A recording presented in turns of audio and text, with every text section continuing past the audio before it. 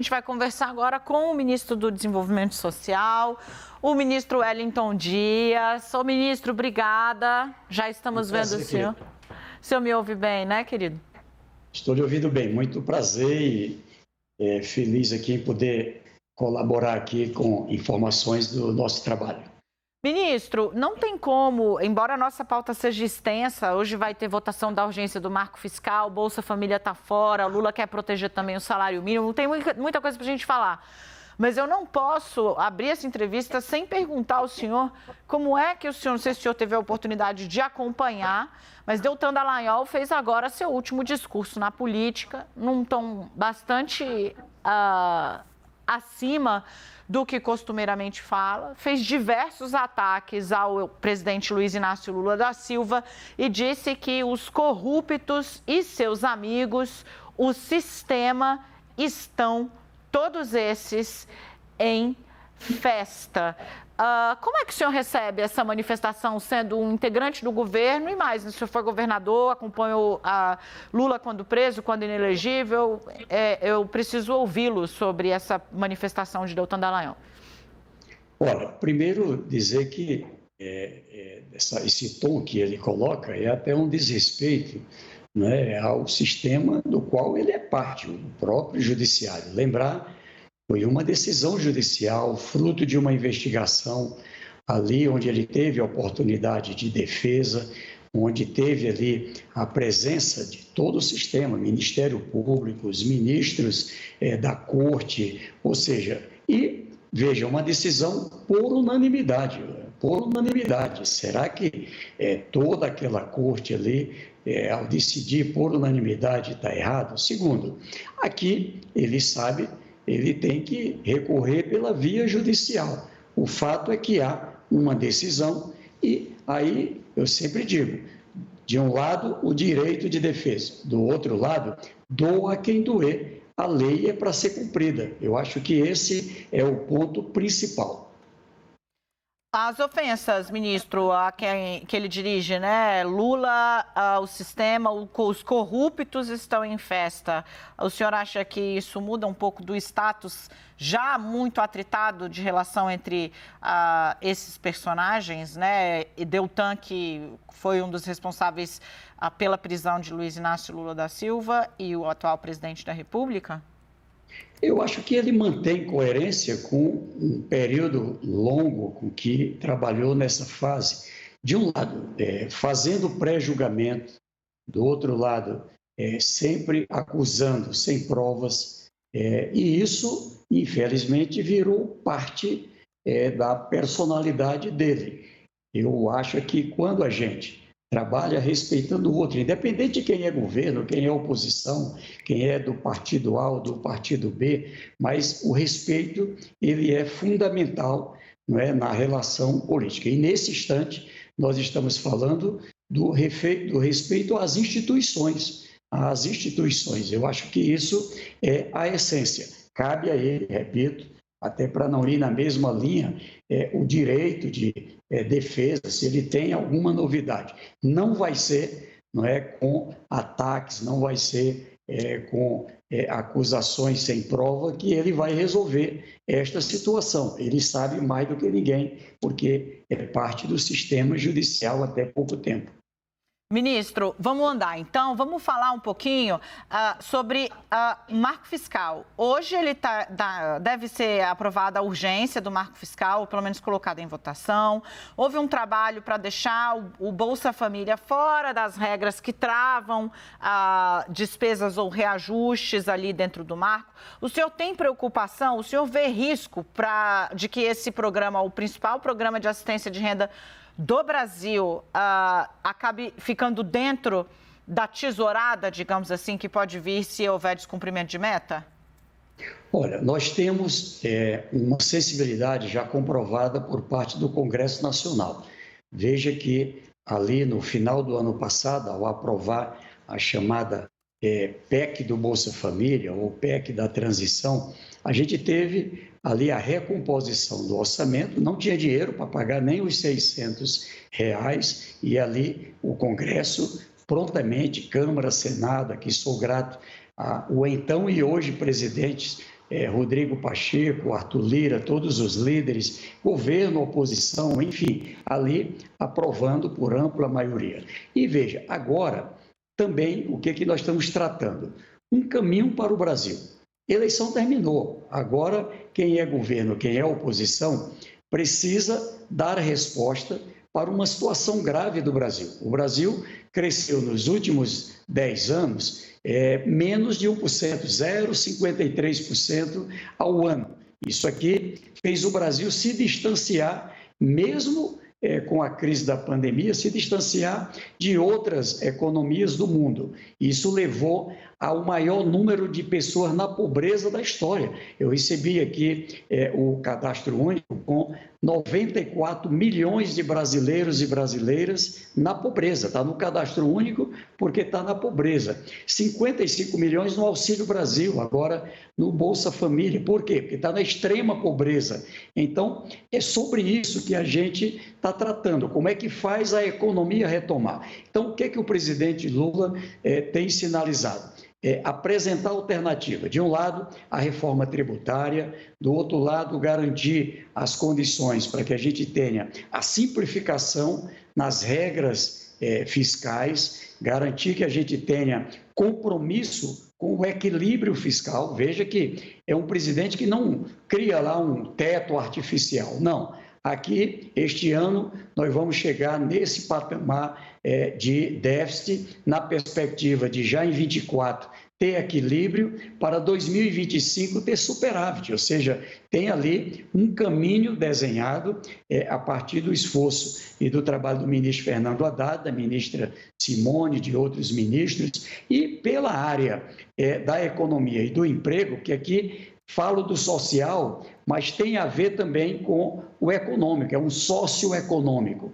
Quando se tem a proteção do aumento real do salário mínimo, nós estamos falando de uma política que garante uma condição de mais renda, renda para os mais de baixa renda e os mais pobres, e garantindo a condição de influência noutras faixas salariais. Essa ampliação do poder de compra, ela tem maior consumo, que incentiva mais produção, mais indústria, mais serviço. Do outro lado, a proteção social.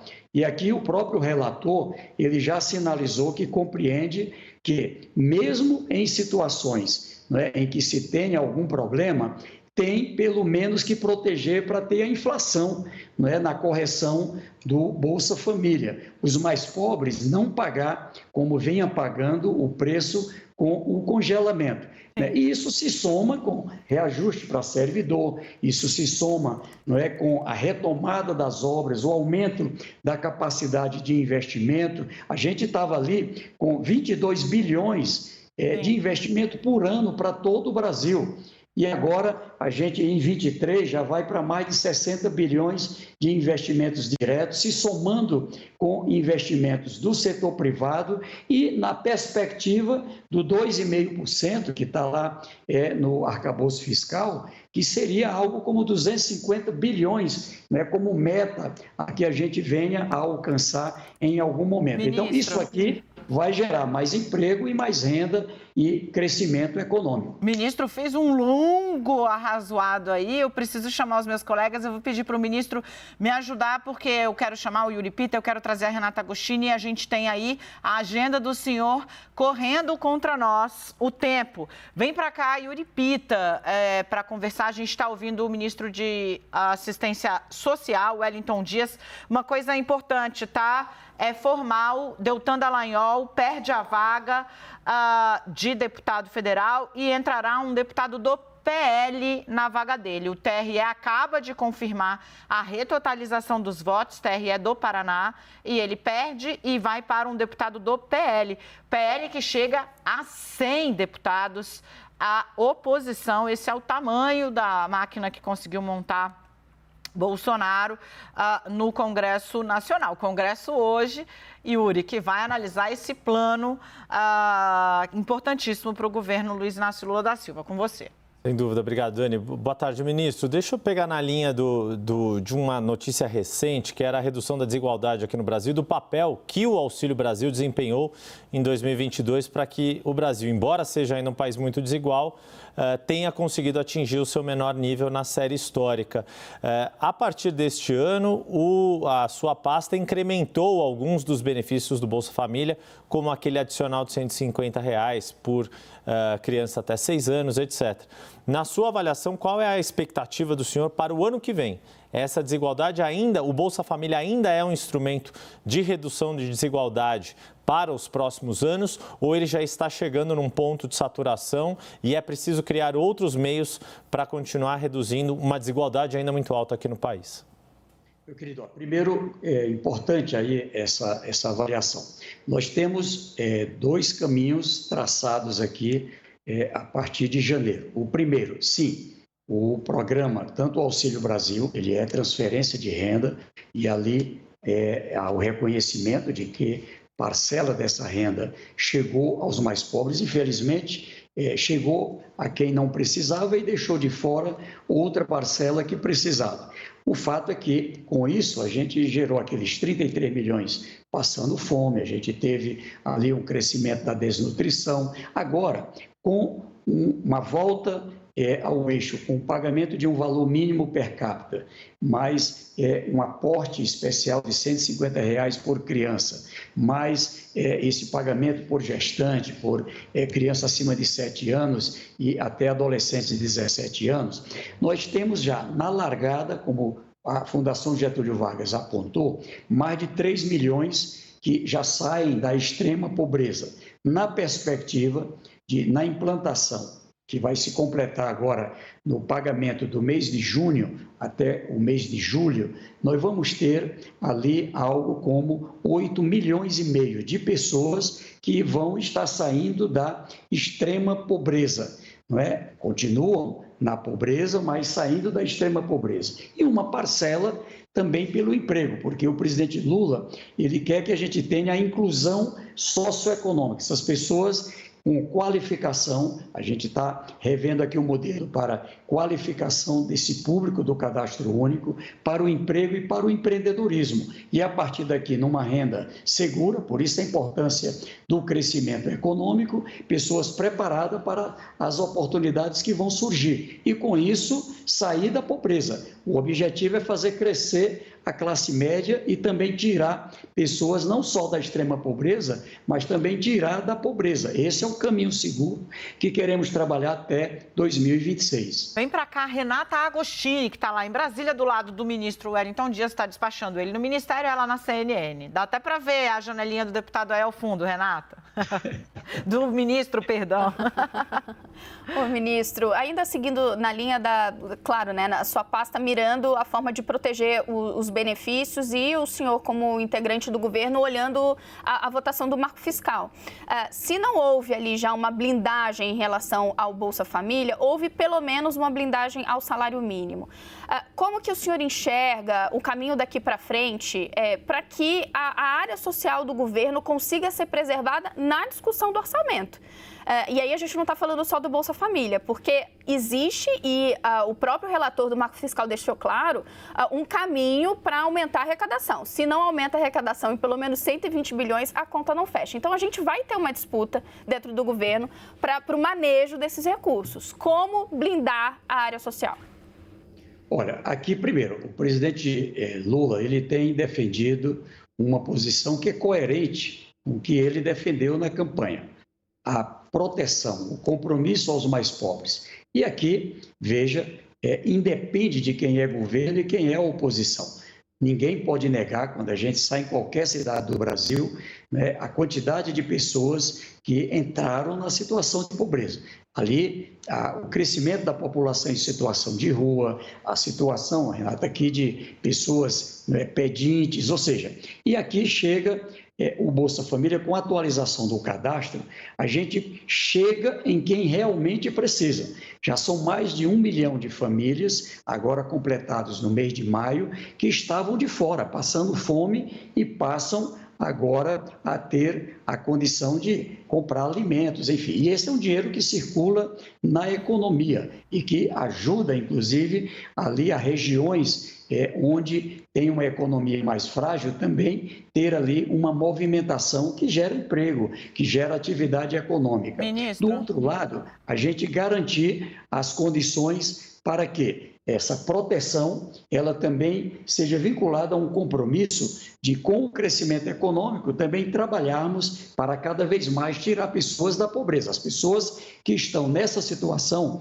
elas querem uma oportunidade. E é isso que o presidente Lula nos recomenda, uma oportunidade para quem precisa, para o emprego, para ter um negócio, para garantir as condições de um crédito e, com isso, garantir uma atividade segura. Ministro, o seu pessoal até me lembra aqui, eu acho importante mesmo, porque é o seguinte, né? A grande mudança do Bolsa Família do Lula para o auxílio emergencial, que foi inflado na eleição para chegar aos R$600, são os novos gatilhos para repagamento de benefícios para famílias que tenham crianças de 0 a 6 anos, né? Seu time me lembra essa folha que já traz esse dado desses novos beneficiários, ela roda amanhã. E aí eu pergunto para o senhor, né? O governo se assustou com o tamanho da fatia, da parcela das pessoas que estão dentro dessa faixa e que vão ser contempladas? Porque o senhor elencou números macro, né? 55 milhões em situação de extrema pobreza. Famílias com crianças em situação de extrema vulnerabilidade social, quantas o Brasil de verdade tem? Crianças de 0 a 6. Olha, nós estamos agora contemplando 9 milhões e 41 mil crianças. Ela bate com aquilo que a gente previa. A previsão era de um máximo de 10 milhões, tá certo? Então, ela está dentro da margem do que foi previsto. Nós estamos falando de 1 bilhão e 36 milhões que chegam nessas famílias ali pela presença de crianças e garante uma contrapartida. Crianças nutridas, crianças vacinadas, crianças matriculadas, frequentando a escola e, com isso, assegurando ali uma condição de, com saúde, com educação, a gente ter uma nova oportunidade para esta família a partir dessas novas gerações. Mas também o cuidado com a geração adulta, como eu disse. Ali, esse programa ele é integrado com Minha Casa Minha Vida, ele é integrado com luz para todos, água para todos, tarifa social de energia, internet para todos, ou seja, o objetivo é garantir dignidade, mas também sabemos que o crescimento econômico e a qualificação profissional e o apoio para que as pessoas possam empreender, aqui um dado importante. Nós estamos falando de um público que está na pobreza, que está na extrema pobreza, mas com muito mais escolaridade, preparo, experiente do que tínhamos lá no início do século, quando começou ali o Brasil Sem Miséria, o Fome Zero. Então, esse é a oportunidade que não queremos perder. Queremos apoiar essas pessoas para que tenham uma condição de inclusão na economia brasileira. Isso é bom para toda a economia. Ministro, muito obrigada pela entrevista. A revelação aí, então, são 10 milhões quase 10 milhões de crianças, 9 milhões e meio de crianças 0 a 6 anos que passam aí a ter suas famílias com um ganho extra nessa que foi a principal inovação imposta aí, a reformulação do Bolsa Família. A gente segue acompanhando tudo que vai acontecer até a noite e a gente imagina que o senhor também, né, ministro, para vigiar a votação no Congresso. O senhor sempre muito solícito, muito educado. Obrigada e até a próxima. Obrigado, Deus abençoe, obrigado.